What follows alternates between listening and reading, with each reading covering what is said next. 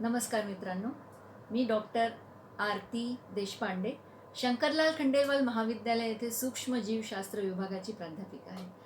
आज मला आपल्या सर्वांशी एक अत्यंत महत्त्वाच्या विषयावर बोलायचं आहे आणि ती म्हणजे आपली रोगप्रतिकारक शक्ती.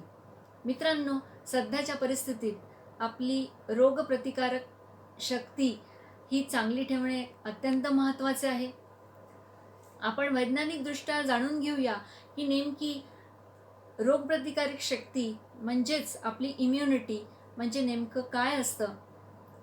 त्याचप्रमाणे स्ट्रॉंग इम्युनिटी राहण्याकरता, चांगली रोगप्रतिकारक शक्ती राहण्याकरता दैनंदिन जीवनात आपण काय केले पाहिजे.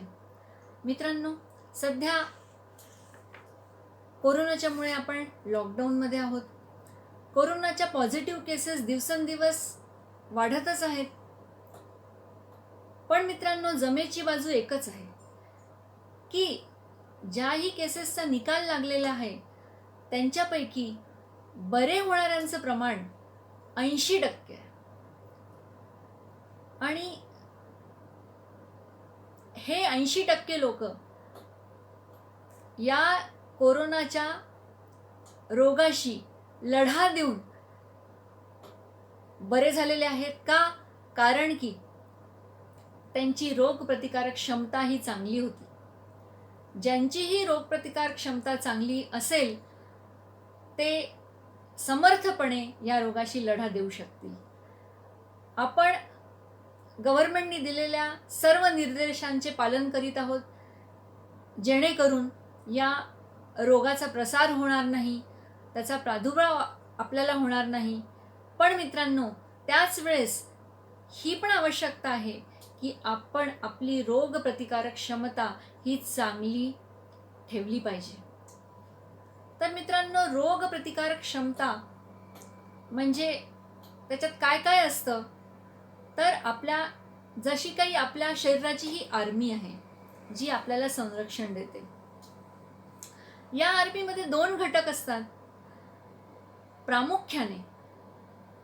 प्रामुख्याने 2 घटक आहेत. 2 प्रकारच्या व्हाईट ब्लड सेल्स आहेत, ज्यांना बी सेल्स आणि टी सेल्स असं म्हणतो. बी सेल्स हे बाहेरून आलेल्या जर्म्सच्या विरोधात काही प्रोटीन्स निर्माण करतात, ज्यांना अँटी बॉडीज किंवा इम्युनोग्लोब्युलिन्स असं आपण म्हणतो. आणि या प्रोटीन्सनी त्यांचा जर्म्सचा बंदोबस्त करण्यात येतो. त्याचप्रमाणे ज्या टी सेल्स आहेत त्या विविध प्रकारच्या प्रक्रिया करतात जर्म्सवर आणि त्यांना नष्ट करतात. त्यामुळे बी सेल्स आणि टी सेल्स यांचं प्रमाण किंवा यांची संख्या पर्याप्त अशा संख्येने हे शरीरात राहावे, योग्य त्या प्रमाणात त्यांची निर्मिती होत राहावी, हे अत्यंत आवश्यक आहे. आणि दुसरं जे महत्त्वाचं आहे ते म्हणजे ज्या सेल्स आहेत त्यांचं कार्य चांगल्या पद्धतीने झालं पाहिजे. आता मित्रांनो बघा, आपण बघतो आहे की कितीतरी डॉक्टर्स, नर्सेस, आरोग्य कर्मचारी हे या कोरोनाशी देश जो लढाई देऊन राहिला त्यासाठी कार्य करून राहिले. पण जर आपण विचार केला की या लोकांना ज्या गोष्टी या लढ्यासाठी आवश्यक आहेत त्या जर मिळाल्या नाही तर कसं बरं होईल. मग त्याचप्रमाणे मित्रांनो, आपण हा विचार करायला पाहिजे की आपल्या शरीरात ज्या या टी सेल्स आणि बी सेल्स आहेत आणि ज्या ते कार्य करून राहिले आहेत आपल्याला संरक्षण देण्याचा, त्यांच्या काय आवश्यकता आहेत त्या जर जाणून घेतल्या तर त्या चांगल्या पद्धतीने त्याची पूर्ती केल्यास त्या चांगल्या पद्धतीने कार्य करू शकतील. आता मी जे सांगते आहे तर त्याचा बेस अनेक प्रकारचे संशोधन झालेले आहेत आणि त्याच्यावर आधारित काही माहिती मी आपल्याशी शेअर करते आहे. तर हेल्दी इम्युन सिस्टम असण्याकरता कशाची आवश्यकता आहे? सगळ्यात पहिलं येतं मित्रांनो तो म्हणजे पोषक आहार. सर्व पोषक तत्व जे सेल्सच्या निर्मितीकरता आणि त्यांच्या कार्यांकरता लागतात ते पोषक तत्व आपल्या आहारात असायला हवे. याच्यात महत्त्वाचे आहेत विटामिन्स, प्रोटीन्स आणि मिनरल्स. या 3 गोष्टी, जे 3 घटक आहेत ते अत्यंत महत्त्वाचे आहेत. कारण की बघा, बी सेल्स काही प्रोटीन्स तयार करतात, टी सेल्स काही एन्झाईम्स तयार करतात आणि या सगळे काय असतात तर प्रोटीन्स. त्यामुळे आपल्याला प्रोटीन्सची मात्रा आपल्या आहारात ठेवणे, पर्याप्त स्वरूपात ठेवणे आवश्यक आहे. त्याचप्रमाणे हे प्रोटीन्सचं निर्माण करण्याकरता विटॅमिन्स आणि मिनरल्स बरेच जे आहेत ते आवश्यक असतात आणि म्हणून ते पण आहारात असणे गरजेचे आहे.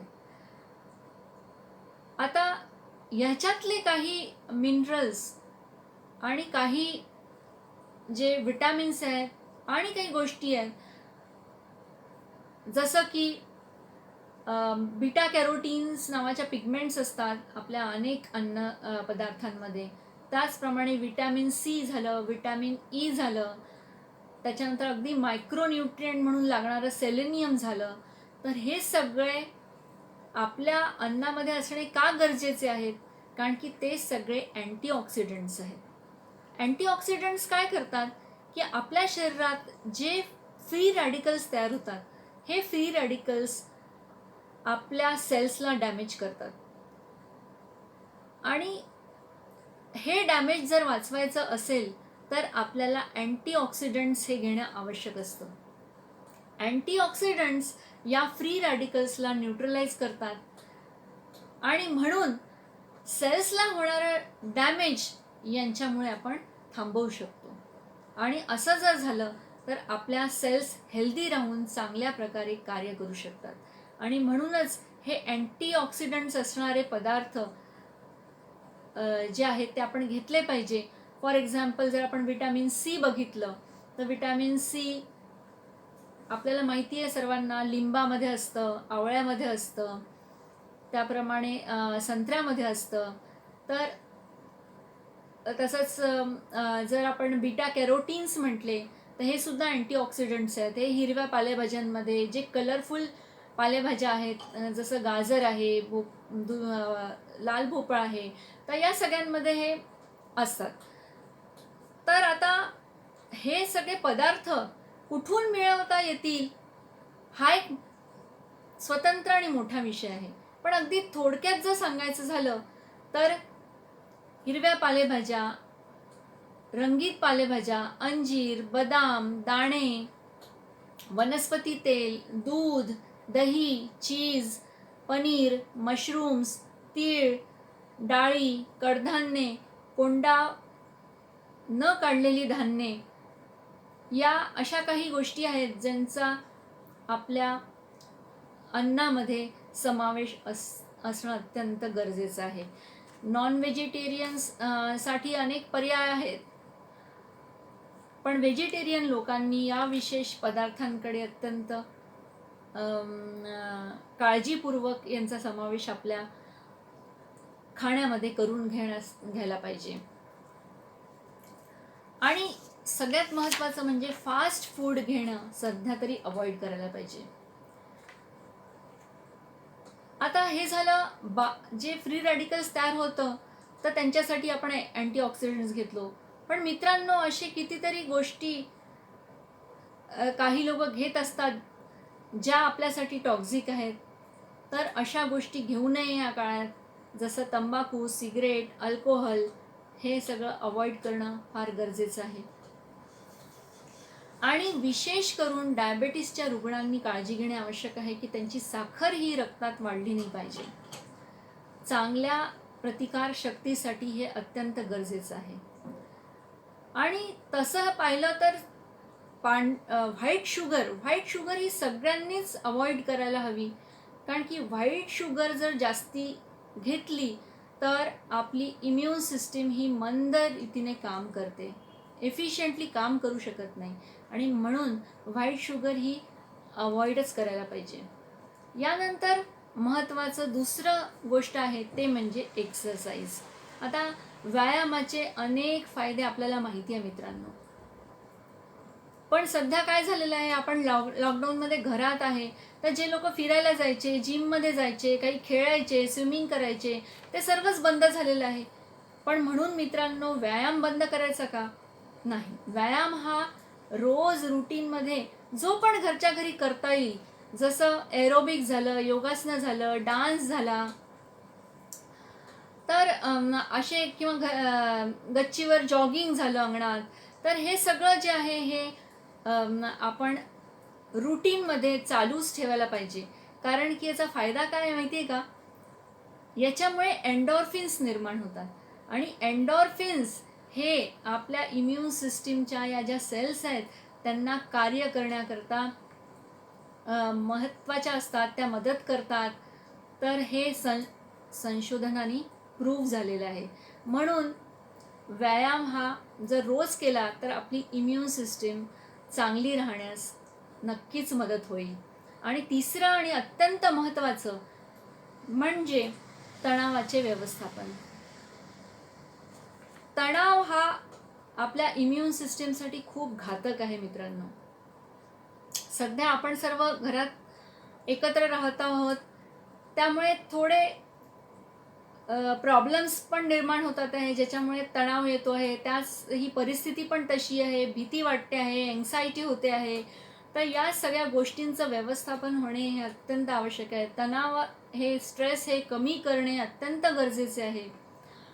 आणि का? कारण की स्ट्रेस जास्ती असला, जसं नकारात्मक भावना, नैराश्य, भीती, एन्झायटी या जर जास्ती असल्या तर कॉर्टिसोल हा स्ट्रेस हॉर्मोन निर्माण होतो आणि त्याचं प्रमाण जर जास्ती असलं तर मग आपल्याला त्याचा आपल्या शरीरावर अपाय होतो.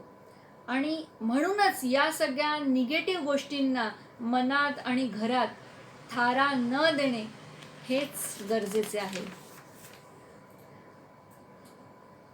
त्याचप्रमाणे म्हणून आपण लॉकडाऊननी ही जी आपल्याला एक संधी दिलेली आहे त्याचा पुरेपूर उपयोग करून अगदी प्रेमाने, आपुलकीने घरातील सकारात्मकताही वाढवली पाहिजे. मेडिटेशन हा अत्यंत प्रभावी उपाय आहे. यावर सर्वांनी मिळून एक वेळ ठरवून जर प्रार्थना केली तर त्या प्रार्थनेला देखील बळ येतं.